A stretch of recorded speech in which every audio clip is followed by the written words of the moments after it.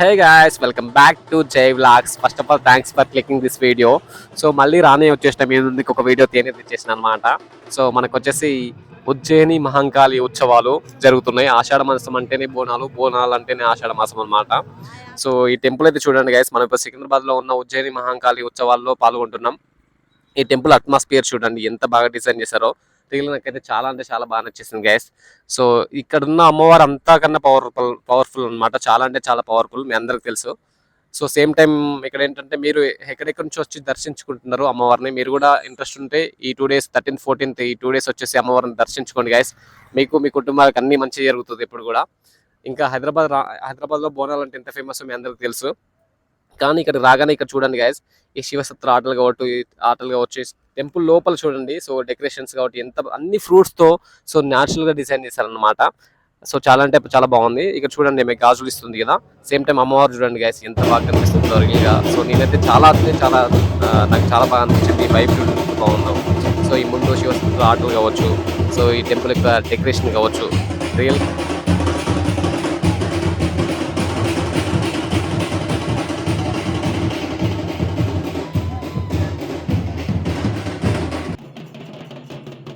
అమ్మవారికి ఎంతో ఇష్టమైన బంగారు బోనం ఎత్తుకుంది జోగిని గారు.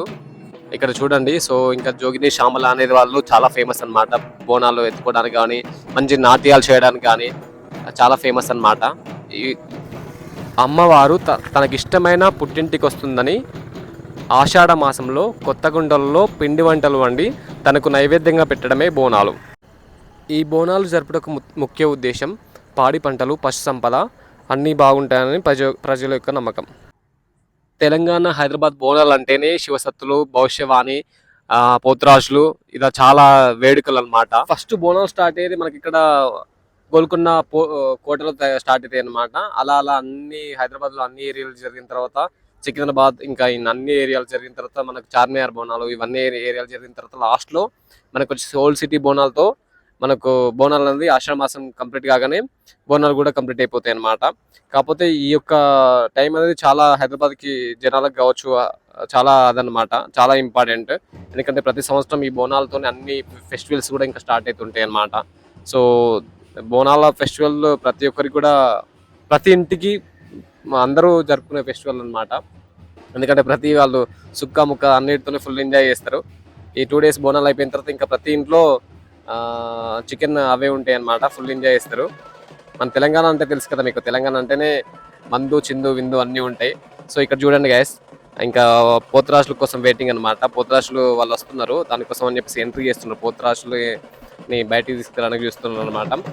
పోతురాజులు బాగా ఫేమస్ గైస్. ఎందుకోసం అంటే వాళ్ళు టచ్ చేస్తే ఏదైనా ఒంటి మీద ఉన్న పోతాయి అనే ఉద్దేశం, దేవునితో సమానం అన్నమాట వాళ్ళు. అందుకని చూడండి ఇక్కడ హారతి పడుతున్నారు కదా, హారతి పట్టేసి ఇంకా వాళ్ళందరినీ దేవుని దగ్గరికి తీసుకొస్తున్నారు. మీరు చూడొచ్చు ఇక్కడ కనిపిస్తున్నాయి కదా. కానీ ఒకటే హంగామా, ఫుల్ హంగామాతోనే ఈ ఫెస్టివల్ అయితే చేస్తారనమాట. ఒకటే డబ్బుల మూతలు దాంతో ఈ ఫెస్టివల్ అయితే చేస్తారనమాట. చూడొచ్చు మీరు ఎంత బాగా ఇక్కడ కనిపిస్తున్నాయి. ఒకటి జనాలు గైస్, బీభత్సమైన జనాలు అయితే ఇక్కడ కనిపిస్తున్నారు మీకు.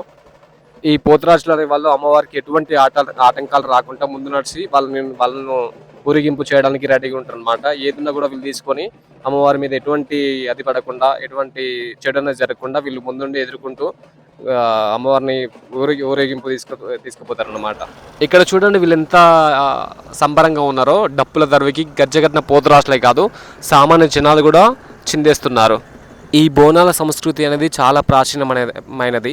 కాకతీయ రాజుల నుంచి ఈ యొక్క బోనాల పండుగ అనేది జరుగుతుందన్నమాట. కొత్తగా అలంకరించిన కుండలో శుభ్రతతో కుంకుమ పసుపులతో బోనాల్ని అలంకరించి అమ్మవారికి నైవేద్యంగా పెట్టడం జరుగుతుంది.